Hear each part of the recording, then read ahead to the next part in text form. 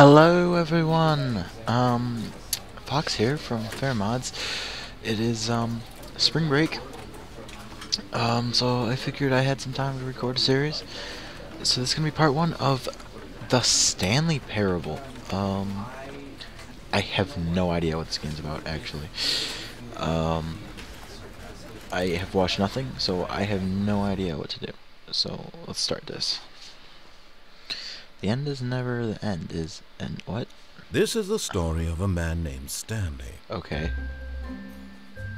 Stanley worked for a company in a big building where he was employee number 427. Employee number 427's job was simple. He sat at his desk in room 427 and he pushed buttons on the keyboard. Orders came to him through a monitor on his desk, telling him what buttons to push, how long to push them, and in what order. This is what employee 427 did every day of every month of every year. Okay, that seems boring. Others might have considered it soul-winning, Stanley relished every moment that the orders came in, as though he had been made exactly for this job. And Stanley was happy. I don't know how he could be happy, but okay. And then one day, something very peculiar happened. What is happening? Something that would forever change Stanley. Something he would never quite forget. He had been at his desk for nearly an hour when he realized that not one single order had arrived on the monitor for him to follow. Oh dear Jesus. No one had showed up to give him instructions, call a meeting, or even say hi. Never in all his years at the company had this happened. This complete isolation. Something was very clearly wrong. Shocked, frozen solid, Stanley found himself unable to move for the longest time. Oh God, am I Stanley? But as he came to his wits and regained his senses, he oh got up dear, from I'm his desk Stanley. and stepped out of his office. Oh dear, what the fuck is this? All of his co-workers were gone. What could it mean? Stanley decided to go to the meeting room. Perhaps he had simply missed a memo. Okay, going to the meeting room apparently. This seems very peculiar. This game is, where the fuck is the meeting room? Oh shit, oh, where the hell am I going? Alright. So guys, When just Stanley came to a set of two open doors, he entered the door on his left. Maybe I should enter the right door. Oh, I'll do that. Okay.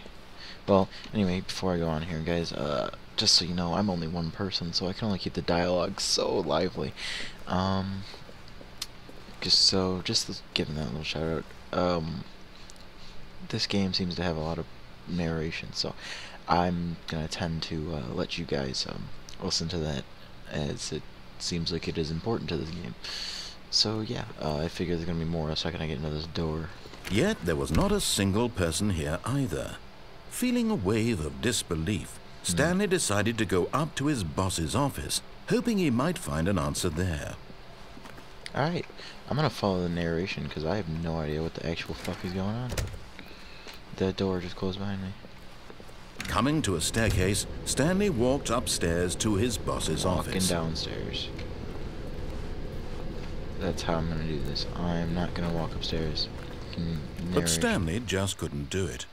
He considered the possibility of facing his boss, admitting he had left his post during work hours. He might be fired for that. And in such a competitive economy, why had he taken that risk? All because he believed everyone had vanished? His boss would think he was crazy.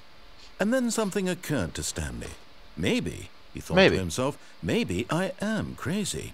All of my co-workers blinking mysteriously out of existence in a single moment for no reason at all? None of it made any logical sense. And as Stanley pondered this, he began to make other strange observations. For example, why couldn't he see his feet when he looked down? Why did doors close automatically behind him wherever he went? And for that matter, these rooms were starting to look pretty familiar. Were they simply repeating? No, Stanley said to himself, this is all too strange. This can't be real. Can't be And real. at last, he came to the conclusion that had been on the tip of his tongue. Alright, this he is weird just as fuck. hadn't found the words for it. I'm dreaming, he yelled. This is all a dream. That's what's going on right now. What a relief Stanley felt to have finally found an answer, an explanation. His co-workers weren't actually gone. He wasn't going to lose his job. He wasn't crazy after all. This was a bad idea. He thought to himself, I suppose I'll wake up soon. I'll have to go back to my boring real-life job pushing buttons. I may as well enjoy this while I'm still lucid. This was a terrible idea. He imagined himself flying and began to gently float above the ground. Oh God, what the fuck is going on? Then he imagined himself soaring through space on a magical star. Oh God, this isn't okay. Oh God, what the It was so fuck much is going fun, on? and Stanley marveled that he had still not woken up. How was he remaining so lucid? This is not okay. And then perhaps the strangest question of them all entered Stanley's head. One he was amazed he hadn't asked himself sooner. Why is there a voice in my head dictating everything that I'm doing and thinking? Now the voice was describing itself being considered by Stanley, who found it particularly strange. Sounds like I'm schizophrenia. dreaming about a voice describing me, thinking about how it's describing my thoughts, he thought. And while he thought it all very odd and wondered if this voice spoke to all people in their dreams, the truth was that, of course, this was not a dream. How could it be? Was Stanley simply deceiving himself, believing that if he's asleep, he doesn't have to take responsibility for himself? Stanley is as awake right now as he's ever been in his life. This is very soothing. Now, hearing the voice speak these words was quite a shock to Stanley. After all, he knew for certain, beyond a doubt, that this was in fact a dream.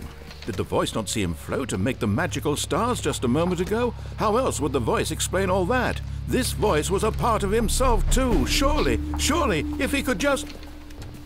He would prove it. He would prove that he was in control, that this was a dream. So he closed his eyes gently. No. He felt the cool weight of the blanket on his skin, the press of the mattress on his back, the fresh air of a world. Something's gonna scare me, I know it. Let me wake up, he thought to himself. I'm through with this dream. I wish it to be over. What's going on? Let me go back to my job. Let me continue pushing the buttons. Please. It's all I want. No. I want my apartment and my wife and my job. Oh, Stanley has a wife. All I want is my life exactly the way it's always been.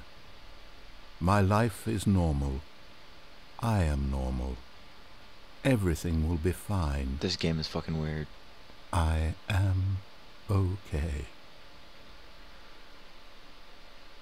Oh God, what the actual fuck is going on? Stanley began screaming. Please, someone, wake me up. My name is Stanley. I have a boss. I have an office. I am real. Please, just someone tell me I am real. I must be real. I must be. Can anyone hear my voice? Who am I? Who am I?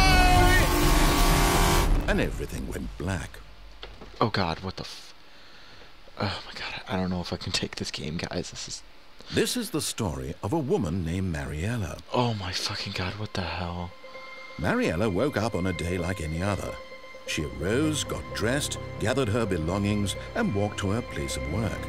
But on this particular day, her walk was interrupted by the body of a man who had stumbled through town talking and screaming to himself, and then collapsed dead on the sidewalk. And although she would soon turn to go call for an ambulance, for just a few brief moments, she considered the strange man. He was obviously crazy. This much she knew. Everyone knows what crazy people look like. And in that moment, she thought to herself how lucky she was to be normal. I am sane. I am in control.